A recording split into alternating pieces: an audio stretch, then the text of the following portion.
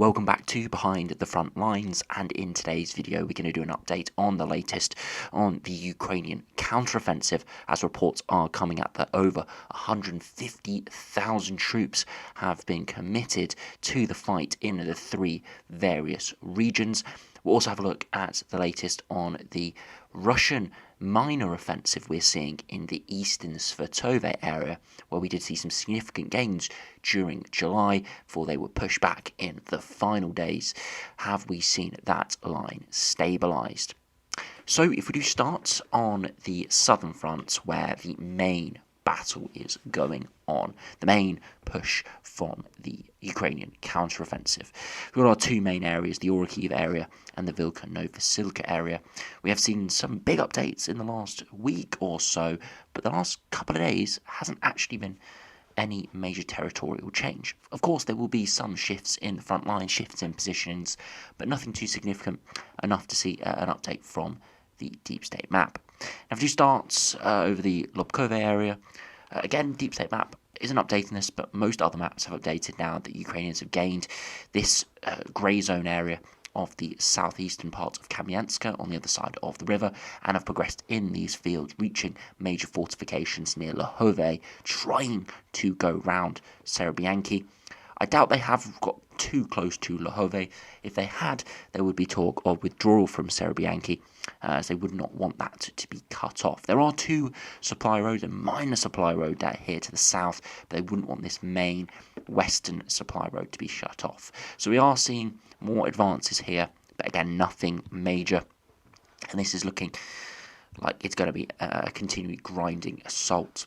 Now, the main push that has been rumbling is going to be potentially happening in the Robertine area, and we still haven't seen an update on this grey zone. It's one of these situations where the ground and the positions of troops is changing so much that it's almost as if the mapping has been sort of halted for the time being until things do stabilise a bit, because pretty much day to day this grey zone is shifting all over the place. The Russian and Ukrainian positions are shifting all over the place, but it is roughly in this area here. Some maps even have the grey zone getting as far eastwards as Verbove and as far southwards as Novoprokopivka. Now, no fighting is going on in either of these villages, but it's the fields to the north of these villages where there have been rumblings. Now, there have been talks in the last day or two of assaults to the east of Robertine, so it does look like that this grey zone area is pretty accurate, and it does look like there's a large swathe here where neither side has significant control. The Russians move in, the Ukrainians assault the positions, forcing them out. The Ukrainians try to advance, and they get hit by artillery, basically making multiple kilometres of no man's land here. Will we see a breakthrough here? It is yet to be determined, but the only thing that we can say for certain is if the Ukrainians really do want a full breakthrough here, they're going to have to use a lot more force than they are using at the moment. Other major fighting is going on near the Vilka-Novosilka area. Of course, Staromaiska was taken a few days ago, and there have been lots of back and forth in some of the grey zone to the south. Again, Deep State map has their front lines of Ukrainian Russian positions, a couple hundred meters apart.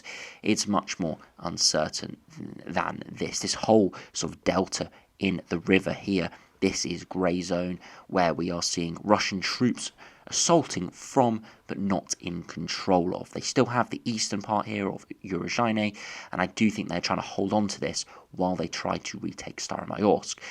Reports are that they've had multiple counterattacks and none of them have succeeded. The only success they really have is pushing Ukrainians out the far south of the village from artillery fire. So not direct assaults, they don't have any positions in Staromayorsk, but just pushing the Ukrainians to the northern side of the village. If, and it's probably a when, these counterattacks do halt, it is likely that they will withdraw from Urozhaine, as the Deep State map doesn't have this here, but other maps do have it, where the grey zone again is much further southwards. Ukrainians reaching this road here, potentially starting to cut off Novodonetsk. That could be happening imminently, and Urozhaine as well. So this could be, as I said the last couple of videos, this could be the next area where we do see major map updates. But at the moment, we're not seeing any significant updates because the overall scenario is very volatile. Pryotne as well is a large area of fighting. Multiple reports of large artillery duels to the north of Pryotne, where the Ukrainians are trying to establish positions. Reports are that they are establishing positions here, trying to move up more artillery and equipment to the front line, because remember, the Ukrainians started 5 to 10 kilometers behind this area, so they have to build up logistics here, as their initial assaults on Pryotne were not successful. So they're trying to build up more equipment to make a successful assault on Pryotne, and the Russians are firing back with artillery, trying to destroy any ammunition build-ups or equipment build-ups, basically thinning out the Ukrainian troops, not meaning that the Russians are going to get any ground back, but essentially halting the speed at which the Ukrainians can build up a large enough assault force to take on Pryotne. Once again, another area that we're likely to see some big map updates in the near future, as I'm sure the Ukrainians will be having a big assault on Pryotne or on the nearby fields in the near future. As said in the last few videos, the next line of defence is most likely on the Staromalinivka line here with all these villages. Uncertainty on the western extent of this, as there aren't that many roads here, so if the Ukrainians did make a breakthrough in Pryotne, they probably would cut off some of these villages. So that could be a little bit of a collapsing front there, but that really is dependent on Pryotne, and that's why they are trying to hold on to it significantly. And the same with Urozhaine, the Russians here trying to build up significant defensive towards Staromanivka. Now remember, the front line before the offensive was 10 kilometres north up towards Nakushine here, so we are getting quite deep into Russian territory. So they do have pre-prepared defences, but they will be trying to build more defences in this region, and that's why they're doing everything they can to hold the Ukrainians at Starmayorsk and Pryotne, and eventually I'm sure the Ukrainians will break through and we'll see them set up against this next line near Staromanivka before eventually getting more to open territory if they advance another 10 kilometres. Three other areas of interest: the Avdiivka front. These are the areas we actually did see an update yesterday from the Deep State map. Very minor updates, shifting Ukrainian and Russian positions and shifting grey zone. I do think it's one of these updates that we see every now and again, essentially where more information has come out on mine assaults that have taken place in the past few weeks. So if you have looked at this map and you've said, oh, there's been some quite big changes along the whole front line, it's not reflective of what's happened in the last 24 or 48 hours. This would have happened over the last number of days or even weeks, as the front line is overly shifted in a small manner. We have seen a bit of an advance here from the Ukrainians down to the north of Solodki. I haven't heard anything about a major assault taking place in this position, so it probably is a localised either withdrawal from the Russians or localised assault from the Ukrainians. Again, it's not a region that is going to be really advantageous for any major assault, as we have got the original 2014 defensive lines just to the east, and we've got some large villages here and towns which will be highly defendable if they did break through here. So I do think this is just a brief update on the map. Hearing lots of reports the last day or so from the Ukrainian officials that they have made some advances to the south of Avdiivka. Now again, that is significant to a certain extent, creating a buffer zone towards Avdiivka, but really in the grand scheme it's not that significant. For the last 6 months or so, the front line has been oscillating between Sheverne here and Vodiane towards Apitne. This whole area here to the south of Avdiivka has been flickering by a few hundred metres to up to a kilometre, with the positions in these tree lines changing hands multiple times. That is most likely what has happened, where the Ukrainians have advanced back into those trench networks, essentially taking back ground they lost a few weeks ago or a few months ago. So nothing too significant, but still a positive sign, creating more buffer zone around Avdiivka, as this has been for months an area that many have highlighted as a potential next sort of Bakhmut, where the Russians either a few months ago put the Wagner soldiers in. That's looking unlikely now, considering what's happened with them. But another major meat grinder assault. That is what has been rumoured for Avdiivka, but we haven't seen it as of yet. So any buffer zone that the Ukrainians can get and build is a positive, as at some point the Russians will try to take Avdiivka. You can see they have tried to surround it during the winter, and the early part of the war, but have made very little success in the past few months.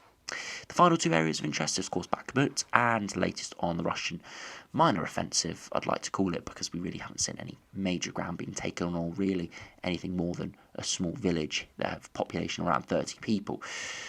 No updates on the map, and fortunately I'm not actually hearing many reports out of this front, again indicating that most likely the line has stabilised and we are seeing both sides digging in. Most likely the Russians trying to hold on to the small bridgehead they have, and the Ukrainians trying to stabilise their front lines while also trying to incrementally push on. So it'll be interesting to see if we see any more updates in the coming days.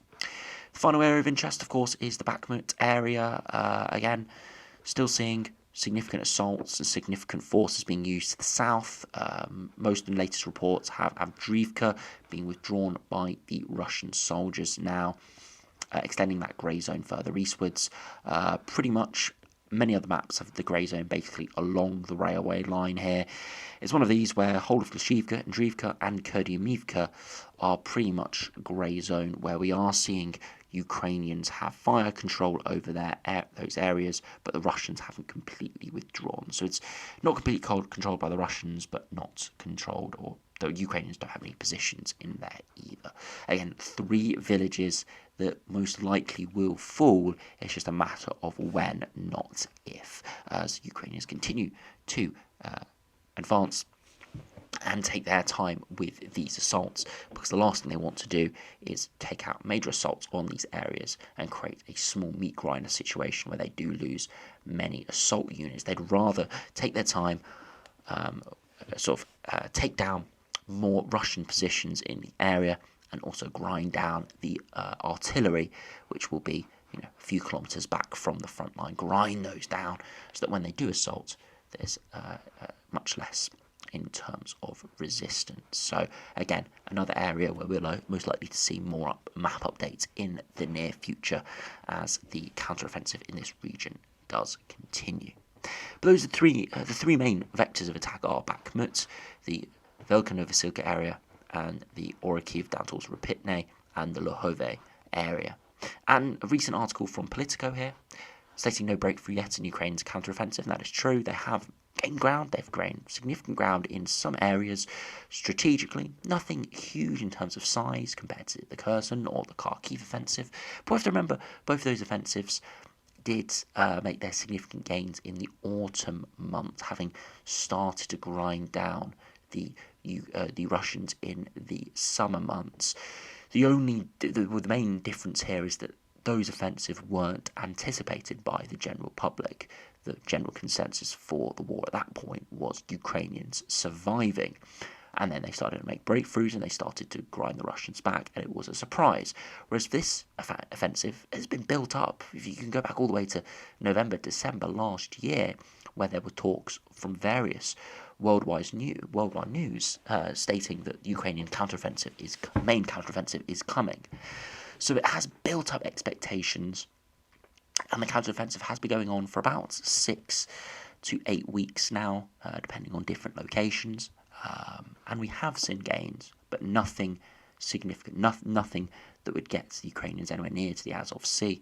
And at the moment, we're not hearing reports of any breakthroughs at all. But the Ukrainians haven't used their main force yet. You can see we have got the latest attack, which saw Ukrainians throw in thousands of Western train reinforcements to drive south of the town of Orikhiv, has not yielded significant results. This past week, we've heard talks of many thousands of troops getting moved to the Orikhiv area. Again, it's uncertain whether they have actually been used yet, or whether that is something that is happening. But they have said, US Department of Defense officials told NatSec Daily this week, with one noting that gains are being measured in hundreds of meters. That is true, but at the same time, you need to make those hundreds of meters of gains to grind down those Russian lines before you can make those breakthroughs. Here's sort of the headline figure. Ukraine has now 150,000 troops committed to the operation. Does this mean 150,000 troops on the front line? No. Probably half to maybe a third of those are on the front line or being rotated in and out of the front line. There's at least 10,000 or more who are being held in reserves. Those are the main assault force that many people have been talking about. The main force that when a breakthrough comes, when an opportunity for a breakthrough comes, will be deployed. And when they are deployed, that is it. That is the main Ukrainian thrust. There's at least 10, maybe more, thousand troops waiting for that main assault with various modern equipment, pretty much completely NATO trained, completely equipped with all NATO equipment. Got all the Challenger tanks, Leopard tanks, Abrams, all ready to assault. You can see though that will also be many other thousands of troops committed to reconnaissance, to drone units, to also just general reserve units ready to plug different areas when advances are made, and artillery units as well. So there's not 150,000 troops assaulting. That is not true. Maybe a third of them are on the front lines being rotated in and out. The rest are either in reserve or in other logistical units aiding the assaults. So you can see he's making mostly small incremental gains on all three axes, and they're still facing stiff Russian resistance, second and third layers of defences.